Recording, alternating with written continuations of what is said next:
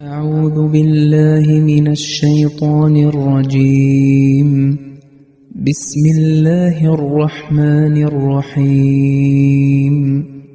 فإن زللتم من بعد ما جاءتكم البينات فاعلموا أن الله عزيز حكيم. هل ينظرون إلا أن يأتيهم الله في ظلل من الغمام والملائكة وقضي الأمر وإلى الله ترجع الأمور. അസ്സലാമു അലൈക്കും വറഹ്മത്തുള്ളാഹി വബറകാതുഹു. സൂറത്തുൽ ബഖറയിലെ 210, 211 വചനങ്ങളാണ് ഇവിടെ പാരായണം ചെയ്യപ്പെട്ടത്. ഈ വചനങ്ങളുടെ അർത്ഥം ഇപ്രകാരമാണ്: എന്നാൽ നിങ്ങൾക്ക് വ്യക്തമായ ദൃഷ്ടാന്തങ്ങൾ വന്നു കിട്ടിയ ശേഷം നിങ്ങൾ വ്യതിചലിച്ചു പോകുന്നതായാൽ നിങ്ങൾ അറിഞ്ഞുകൊള്ളുക, അള്ളാഹു പ്രതാപശാലിയും യുക്തിജ്ഞനുമാകുന്നു. ഇനി 211 ആയത്തിൻ്റെ അർത്ഥം: മേഘഛായകളിലായി അള്ളാഹുവും മലക്കുകളും അവരുടെ അടുക്കൽ വരികയും കാര്യം തീരുമാനിക്കപ്പെടുകയും ചെയ്യുന്നതിനെ അല്ലാതെ അവർ മറ്റു വല്ലതും പ്രതീക്ഷിക്കുന്നുണ്ടോ? എല്ലാ കാര്യങ്ങളും മടക്കപ്പെടുന്നത് അള്ളാഹുവിലേക്കാകുന്നു.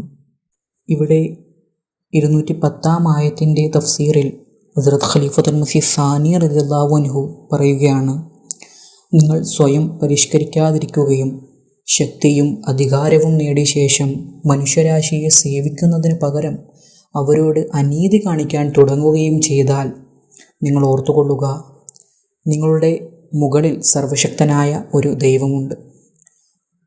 അവന് നിങ്ങളെ ശിക്ഷിക്കാൻ കഴിവുള്ളവനാണ്. നിങ്ങളുടെ അധികാരം നിങ്ങളിൽ നിന്ന് പിടിച്ചെടുക്കാനും അവന് സാധിക്കുന്നതാണ്. അതിനാൽ നിങ്ങളെ ഒരു നിമിഷം കൊണ്ട് രാജാവിൽ നിന്ന് ഭിക്ഷക്കാരനാക്കാനും ധനികനിൽ നിന്ന് ദരിദ്രനാക്കാനും നിങ്ങളുടെ അന്തസ്സ് അപമാനമാക്കി മാറ്റാനും കഴിവുള്ള അള്ളാഹുവിനെ നിങ്ങൾ ഭയപ്പെടുക. എന്നാൽ അതേസമയം അള്ളാഹുവിൻ്റെ ഒരു പ്രവൃത്തിയും അനീതി നിറഞ്ഞതല്ല. ഇവിടെ ഹക്കീം അഥവാ അഗാധജ്ഞാനി എന്ന് വിശേഷിപ്പിച്ചുകൊണ്ട് വ്യക്തമാക്കുന്നത് അവൻ്റെ ഒരു പ്രവൃത്തിയും ക്രൂരമല്ല എന്നാണ്. മറിച്ച് അവൻ്റെ ഓരോ പ്രവൃത്തിക്കും പിന്നിലും വലിയ ജ്ഞാനങ്ങൾ പ്രവർത്തിക്കുന്നുണ്ട്.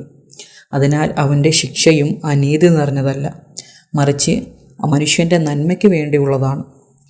ആളുകൾ തങ്ങളുടെ ക്രൂരത ഉപേക്ഷിക്കുകയും അള്ളാഹുവുമായി യഥാർത്ഥ ബന്ധം സ്ഥാപിക്കുകയും മനുഷ്യരാശിയുടെ സേവനം തങ്ങളുടെ കടമയാക്കുകയും സത്യസന്ധതയും നീതിയും വിശ്വസ്തതയും സ്വീകരിക്കുകയും എല്ലാതരം മാലിന്യങ്ങളും തങ്ങളുടെ ഹൃദയത്തിൽ നിന്ന് നീക്കം ചെയ്യുകയും ശുദ്ധമായ മനസ്സും നല്ല ഹൃദയവും നല്ല സ്വഭാവവും ദൈവഭയവുമുള്ളവരായി മാറുകയും ചെയ്താൽ അള്ളാഹു തൻ്റെ ദാസന്മാരോട് കരുണ കാണിക്കുകയും അവരുടെ പ്രാർത്ഥനകൾ കേൾക്കുകയും അവരുടെ പരാജയങ്ങളെയും അപമാനങ്ങളെയും വിജയങ്ങളും അന്തസ്സായി മാറ്റുകയും ചെയ്യുന്നു. ഇനി 211 ആയത്തിൻ്റെ തഫ്സീർ നോക്കുകയാണെങ്കിൽ ഹസ്രത്ത് ഖലീഫത്തുൽ മസീഹ് സാനി റളിയല്ലാഹു അൻഹു പറയുകയാണ്: ഈ ആയത്തിൽ വിവരിക്കുന്നത് മുസ്ലിങ്ങളെ എതിർക്കുന്ന അവിശ്വാസികളെയും അവർക്കൊപ്പം ചേർന്ന് നിൽക്കുന്ന കപടവിശ്വാസികളെയും കുറിച്ചാണ്. ഇത്തരമുള്ള ആളുകൾ എപ്പോഴും തന്നെ ഇസ്ലാമിൻ്റെ നാശത്തെക്കുറിച്ച് സ്വപ്നം കാണുന്നവരാണ്. ഇസ്ലാം ലോകത്തു നിന്ന് ഇല്ലാതാവുകയും സാത്താനിക ശക്തികൾ ആധിപത്യം നേടുകയും ചെയ്യുന്ന ആ ദിവസത്തിനായാണ് ഇവർ കാത്തിരിക്കുന്നത്. എന്നാൽ യഥാർത്ഥത്തിൽ തങ്ങളുടെ പ്രവൃത്തികളിലൂടെ അവർ കാത്തിരിക്കുന്നത് അള്ളാഹു മേഘങ്ങൾക്കിടയിലൂടെ വന്ന്, അതായത് അവൻ്റെ നിഗൂഢമായ തന്ത്രങ്ങളിലൂടെ അവരെ നശിപ്പിക്കാനായുള്ള സാഹചര്യങ്ങൾ ഒരുക്കുന്നതിനും ആകാശത്തു നിന്ന് മലക്കുകൾ ഇറങ്ങി വന്ന് തങ്ങളെ തകർക്കുന്നതിനും ദിവസേനയുള്ള തർക്കങ്ങൾ അവസാനിക്കാനും തിളക്കമാർന്ന ഒരു അടയാളത്തിലൂടെ അള്ളാഹുവിൻ്റെ അന്തിമവിധി വരാനും വേണ്ടിയുമാണ് കപടവിശ്വാസികളും അവിശ്വാസികളും കാത്തിരിക്കുന്നത്. ഒടുവിൽ അത്തരമൊരു ദിവസം വരിക തന്നെ ചെയ്യും. അള്ളാഹുവിൻ്റെ വിധി അവരുടെ കൺമുന്നിൽ പ്രത്യക്ഷപ്പെടുകയും അവരുടെ വിനാശത്തിന് അല്ലെങ്കിൽ അവരുടെ നാശത്തിൻ്റെ സമയം അതിക്രമിക്കുകയും ചെയ്യും. ഏതുപോലെ എന്നാൽ ബദർ യുദ്ധത്തിൽ അള്ളാഹു മേഘങ്ങൾക്കിടയിലൂടെ തൻ്റെ സാന്നിധ്യം വെളിപ്പെടുത്തി.